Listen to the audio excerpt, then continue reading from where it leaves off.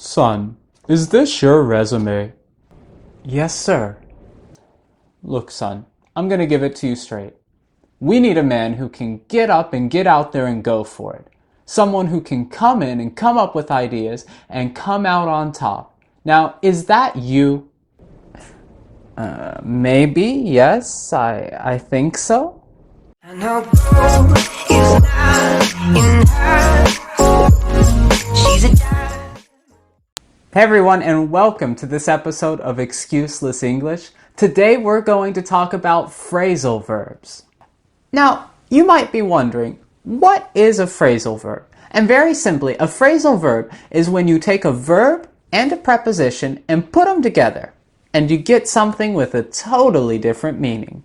Chances are you've probably come across these words learning English, and they're challenging, aren't they? Just like in our opening conversation, you saw that enough phrasal verbs together in a sentence can leave anyone confused. But phrasal verbs are super important. And they're so important because when it comes between a regular verb and a phrasal verb, most native speakers go with the phrasal verb. Okay, so let's get down to business. How do we learn phrasal verbs? Well, the simple answer is when you're learning a phrasal verb, you need to learn the verb and the preposition together. But now, to be honest, it's a little more than that, because phrasal verbs are a little different than the average verb. The truth is, a phrasal verb is going to have its own feeling in its own uses. Oftentimes, it still has some of the meaning of the original verb, even though the overall meaning has changed. To give a great example, give up is probably the most well-known phrasal verb. Now, give up means something very different than give, but if you think about it, it's actually still connected to the original verb. You see, give means to let go of something, and give up means to let go of a dream or to let go of a pursuit. So basically, when you look at the word give up, it is slightly different than desist. It means that you're letting go of something that you once valued. All of this teaches us an important lesson. When you're learning phrasal verbs, you need to learn them in context. So don't just learn the phrasal verb. Make sure to look up examples, ask native speakers, say, how can I use this? Do you say this? Do you say that? What if I replace this word with the phrasal verb? Does it work? Try it out and test it as many times as possible, because you want to make sure that your understanding of the phrasal verb is absolutely perfect. And by the way, if you're looking for help learning more phrasal verbs and understanding how to use them, you should subscribe to this channel now so that you get my latest videos with new phrasal verbs, new grammar, and everything else that can help you be able to speak English fluently. Now, to help you be able to learn some phrasal verbs, I have a nice link in the description, and it's a link to thousands of different phrasal verbs. Just in case you're wondering, to be honest, native speakers don't use all of these phrasal verbs. Looking at the list, I was like, wow, there's some that I don't even know. So learn the ones that seem most common, and learn the ones that replace verbs that you already know, because these are the ones that you're going to be able to use in your day-to-day life. Okay, so to help you learn phrasal verbs, I want to look at 5 phrasal verbs in today's lesson that are super common and super useful. Verb number 1, fill up. Now, fill up is really simple because you already know the word fill means to bring something to completion or to bring something to the top. And up has the idea of going up as well. We use the word fill up normally when talking about a beverage or maybe a food. So, excuse me, waitress, could you fill up my drink? Obviously, it's not hard to see how you can use this phrase. Anytime we're talking about food or we're talking about drinks, this phrase is perfect to be able to get a little more of what you want.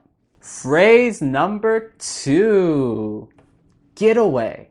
What makes getaway such an important phrase? Well, when you understand getaway can be both a verb and a noun, and then you understand what it means, it's the perfect phrase for you. So, what does getaway mean? Well, very simply, getaway means to leave wherever you currently are, to leave your home, and generally it means to go on vacation. So, for example, I'm filming way too many videos this week. I need to get away. I bet my hat would look nice in Hawaii. Now, we already mentioned that getaway is a noun, and this is why it deserves a place on our list. In English advertisements of vacation destinations, it's common to see the word getaway. That's because the word getaway can refer to a specific place. So, what is a getaway? Well, a getaway is a place where you go to relax, a place where you go on vacation. And this word is so meaningful because it's more than just a vacation destination.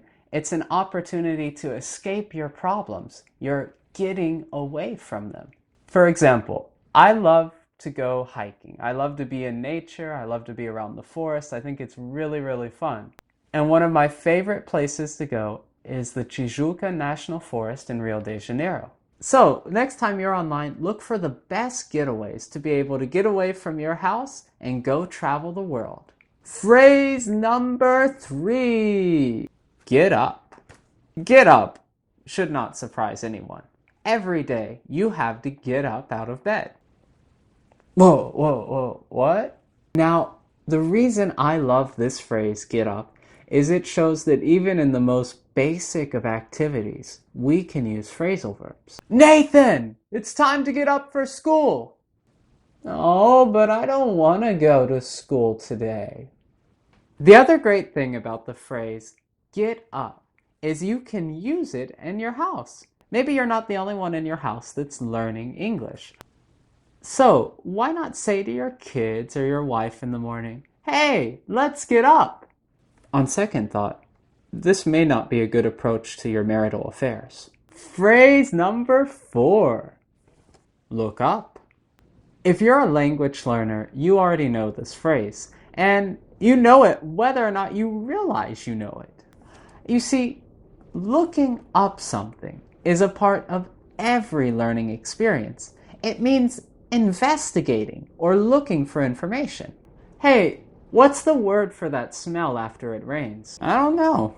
I'll look it up. So, just as a mental exercise here, what English words have you looked up today? Phrase number 5. Turn up, down. Turn up and down have an obvious place on this list, just like get up, because they're phrases you can use every day. So what do they mean? Well, turn up and down mean to either elevate or lower something. And if we're honest about it, it's usually the volume of your neighbor's 3 a.m. house party. Why can't they turn off the music? Turn up and down are 2 great phrasal verbs to add to your daily conversation. Okay, let's review really quick. Our 5 phrasal verbs for today are fill up, get away, get up, look up, and turn up or turn down. Now, just as a reminder, to learn any phrasal verb out there, you need to, number 1, learn what verb it replaces. Number 2, learn both words together. Don't just study one word by itself, but learn the verb and preposition together. Number 3, make sure you ask a native speaker for help. Ask them, can I use the verb like this? Does it work in this situation? And then finally, practice, practice, practice.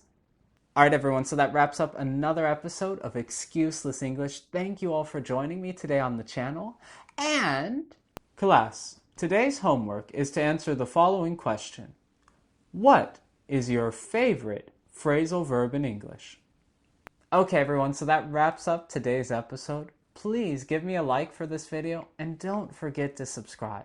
It's the only way you're going to know when I release new videos, including videos on new phrasal verbs just for you. All right, everyone, so thank you for joining me. And today's new way to say goodbye is peace out. So, peace out, everyone, and I'll see you later. I know gold is not in her. She's a